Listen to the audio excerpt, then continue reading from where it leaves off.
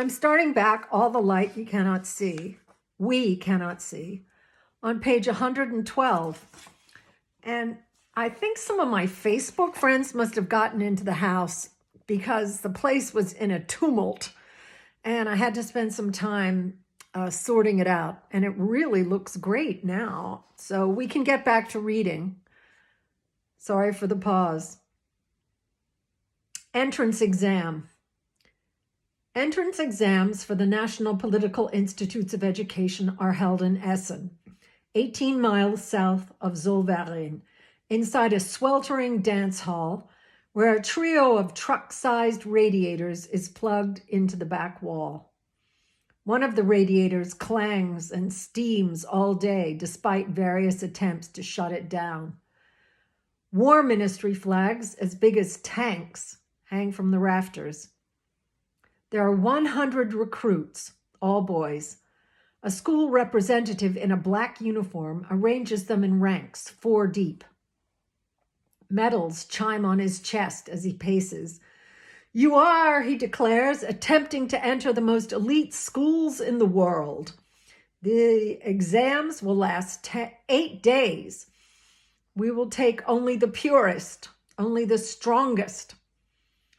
A second representative distributes uniforms. White shirts, white shorts, white socks. The boys shuck their clothes where they stand. Werner counts 26 others in his age group. All but 2 are taller than he is. All but 3 are blonde. None of them wear eyeglasses. The boys spend that entire first morning in their new white outfits, filling out questionnaires on clipboards. There's no noise, save the scribbling of pencils and the pacing of examiners and the clunking of the huge radiator. "Where was your grandfather born? What color are your father's eyes?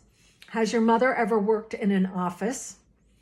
Of 110 questions about his lineage, Werner can accurately answer only 16. The rest are guesses. "Where's your mother from?"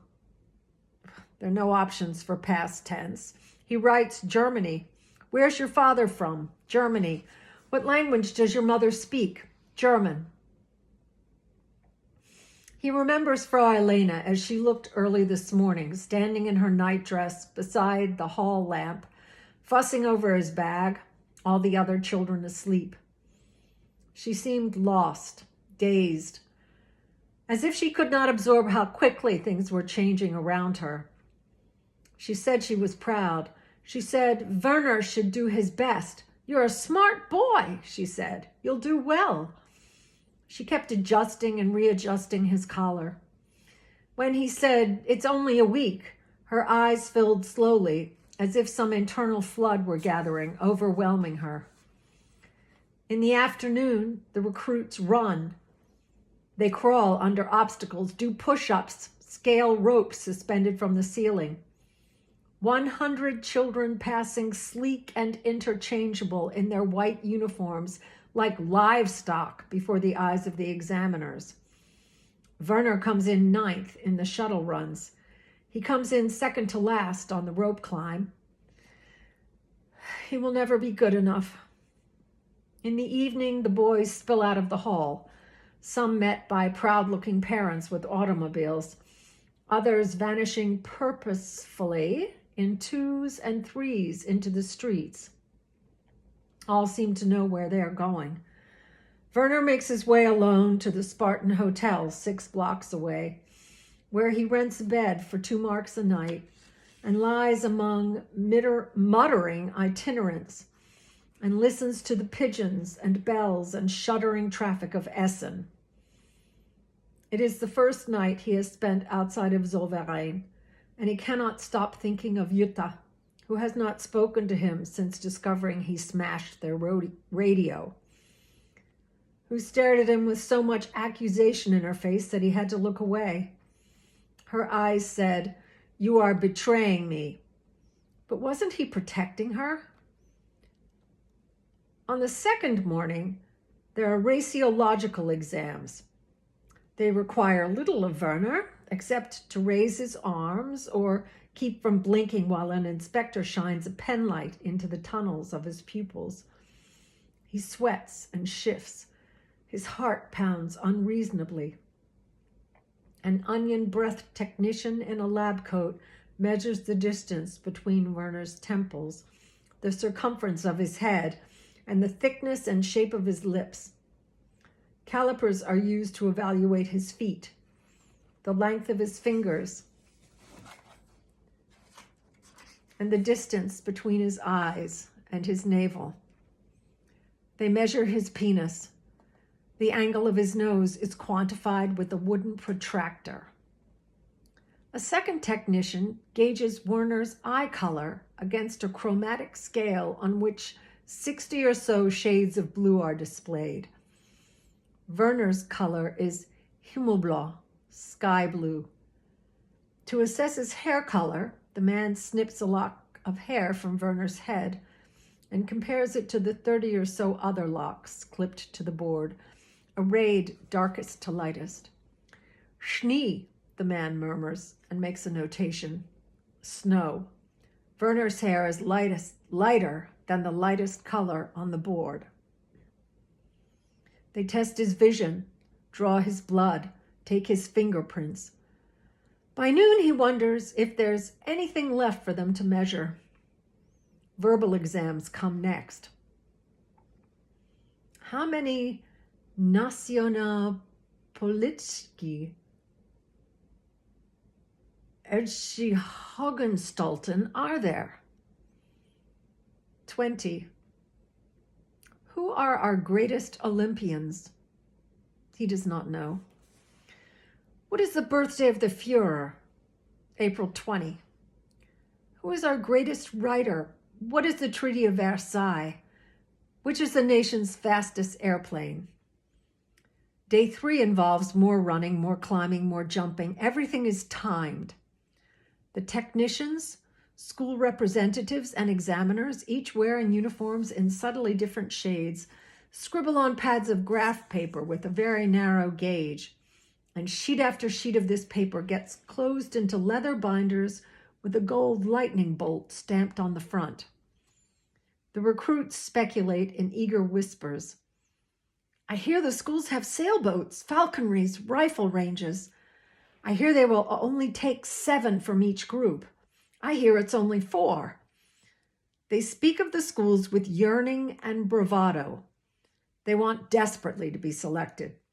Werner tells himself, so do I. So do I. And yet, at other times, despite his ambitions, he is visited by instants of vertigo. He sees Jutta holding the smashed pieces of their radio and feels uncertainty steal into his gut. The recruits scale walls. They run wind sprint after wind sprint. On the 5th day, 3 quit. On the 6th, 4 more give up. Each hour, the dance hall seems to grow progressively warmer. So by the 8th day, the air, walls, and floor are saturated with the hot, teeming odor of boys. For their final test, each of the 14-year-olds is forced to climb a ladder haphazardly nailed to a wall. Once at the top, 25 feet above the floor, their heads in the rafters, they're supposed to step onto a tiny platform, close their eyes, and leap off to be caught in a flag held by a dozen of the other recruits. First to go is a stout farm boy from Herne. He scales the ladder quickly enough, but as soon as he's on the high platform above everyone else, his face goes white. His knees wobble dangerously. Someone mutters, "Pussy!"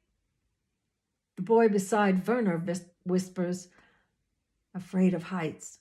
An examiner watches dispassionately. The boy on the platform peeks over the edge as if into a swirling abyss and shuts his eyes. He sways back and forth. Interminable seconds pass. The examiner peers at his stopwatch. Werner clutches the hem of the flag. Soon, most everyone in the dance hall has stopped to watch, even recruits and other age groups. The boy sways twice more until it's clear he's about to faint. Even then, no one moves to help him.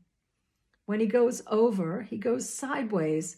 The recruits on the ground manage to swing the flag around in time, but his weight tears the edges out of their hands, and he hits the floor, arms first, with a sound like a bundle of kindling breaking over a knee. The boy sits up. Both of his forearms are bent at nauseating angles. He blinks at them curiously for a moment, as if scanning his memory for a clue that might explain how he got there. Then he starts to scream. Werner looks away. 4 boys are ordered to carry the injured one out. One by one, the remaining 14-year-olds climb the ladder and tremble and leap. One sobs the whole way. Another sprains an ankle when he hits. The next waits at least 2 full minutes before jumping. The 15th boy looks out across the dance hall as if staring into a bleak, cold sea, then climbs back down. Werner watches from his place on the flag. When his turn comes, he tells himself he must not waver. On the undersides of his eyelids, he sees the interlaced ironwork of Zollverein, the fire-breathing mills, men teeming out of elevator shafts like ants, the mouth of pit 9, where his father was lost. Jutta in the parlor window, sealed behind the rain, watching him follow the corporal to Herr Seidler's house. The taste of whipped cream and powdered sugar and the smooth calves of Herr Seidler's wife.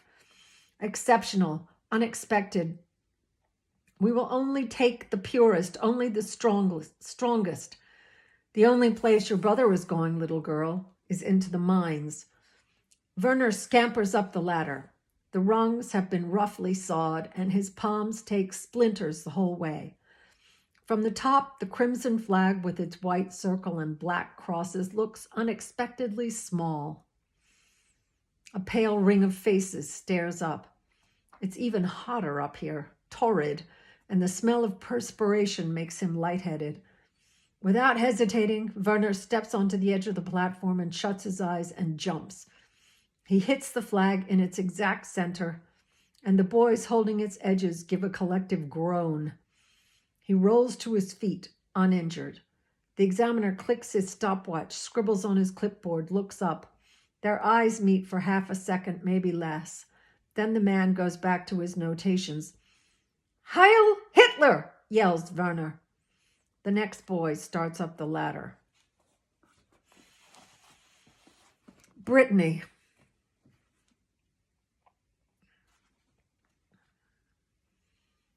In the morning, an ancient furniture lorry stops for them.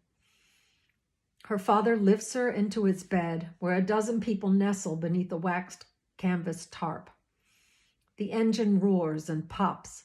The truck rarely accelerates past walking speed. A woman prays in a Norman accent. Someone shares pate. Everything smells of rain. No Stukas swoop over them, machine guns blazing. No one in the truck has even seen a German. For half the morning, Marie-Laure tries to convince herself that the previous days have been some elaborate test concocted by her father, that the truck is moving not away from Paris, but toward it, that tonight they'll return home. The model will be on its bench in the corner, and the sugar bowl will be in the center of the kitchen table, its little spoon resting on the rim. Out the open windows, the cheese seller on the Rue du Patriarche will lock his door and shutter up those marvelous smells, as he has done nearly every evening she can remember.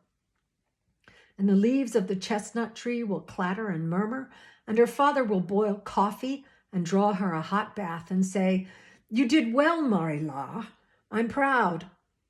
The truck bounces from highway to country road to dirt lane. Weeds brush its flanks. Well after midnight, west of Cancale, they run out of fuel. "Not much farther," her father whispers. Marie-Laure shuffles along half asleep. The road seems hardly wider than a path. The air smells like wet grain and hedge trimmings. In the lulls between their footfalls, she can hear a deep, nearly subsonic roar. She tugs her father to stop. Armies. The ocean. She cocks her head. It's the ocean, Marie, I promise. He carries her on his back. Now the barking of gulls. Smell of wet stones, of bird shit, of salt, though she never knew salt to have a smell. The sea murmuring in a language that travels through stones, air, and sky. What did Captain Nemo say?